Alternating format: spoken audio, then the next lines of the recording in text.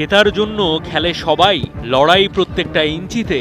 ছোট একটা মুহূর্ত দেখে প্রতিপক্ষ পড়ে ফেলতে পারে কি ভাবছে যাদের সাথে খেলা তারা। প্র্যাকটিস সেশনের ফুটেজ দেখে কোনো টিমের কৌশল আঁচ করা যাবে, সে সুযোগ ক্রমেই কমে আসছে। দিনকে দিন স্পোর্টস টিমগুলো হয়ে উঠছে আরও বেশি সচেতন।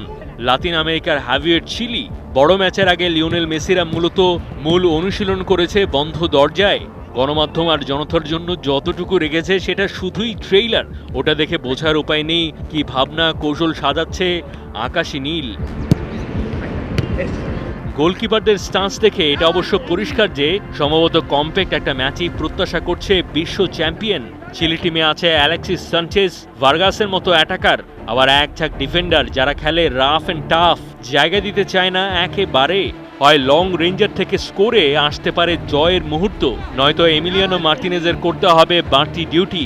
ম্যাচটা সেদিকে এগোতে পারে, সে ভেবেই হয়তো এমন অনুশীলন। টানা ৫ ম্যাচে জেতা আর্জেন্টিনার বিপক্ষে চিলির সম্ভাব্য এই দুরন্ত ম্যাচটা বুধবার সকাল ৭টায়। লড়াই জিতলে টানা ১৪ বারের জন্য কোয়ার্টার ফাইনাল নিশ্চিত হবে লিওনেল মেসিদের। মারি হাসান, ৭১।